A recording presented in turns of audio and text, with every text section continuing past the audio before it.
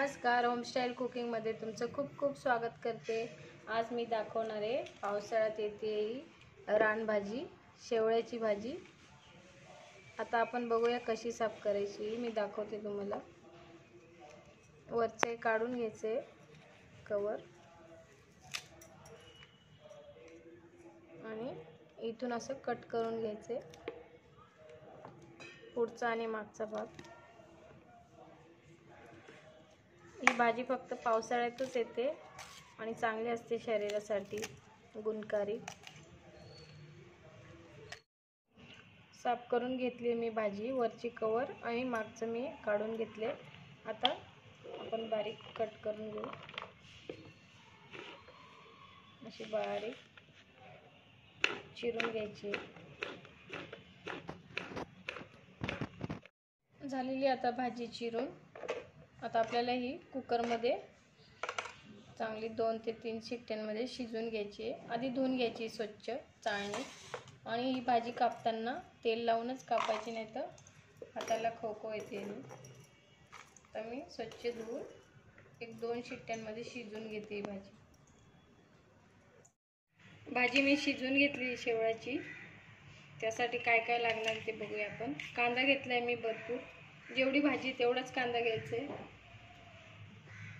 फोडणीसाठी लसूण आणि सुकट घेतली आहे मी।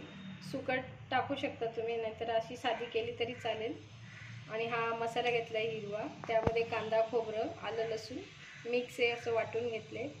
आणि हा चिंचेचा कोळ आहे थोडासा। सुरुवात करूयात आपण बनवायला। मी कढईमध्ये तेल टाकले। आता फोडणीला घालायचं आहे लसूण, त्यानंतर घालायचं आहे थोडासा हिंग। कांदा आता परतले तर घालणार आहे हळद,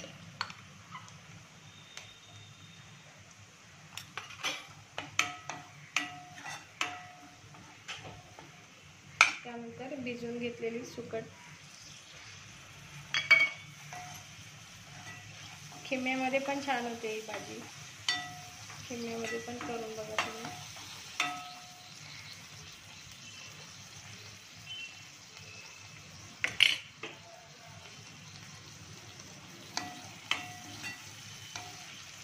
आता घालायचे वाटलेला हिरवा मसाला,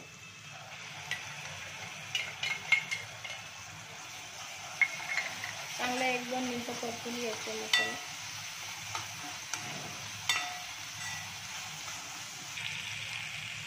चवीपुरतं मीठ,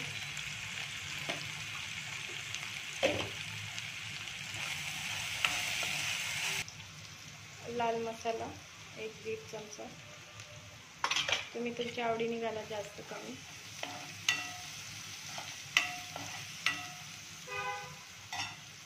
घालायचे चिंचेचं पाणी,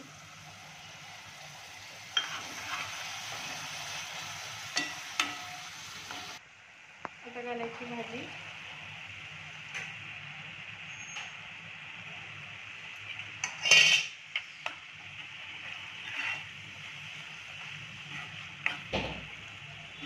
चांगली एकजीव करून घ्यायचं आणि थोडंसं पाणी घालायचं त्याला। थोडंसंच घालणार आहे मी पाणी, कारण की शिजलेली भाजी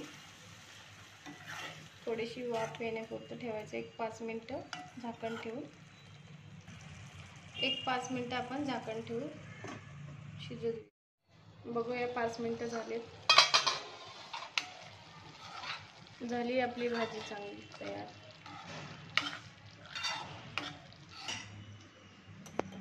कशी वाटली तुम्हाला शेवळ्याच्या भाजीची रेसिपी आवडली असेल तर नक्की लाईक करा, शेअर करा, कमेंट करा, सबस्क्राईब करायला विसरू नका।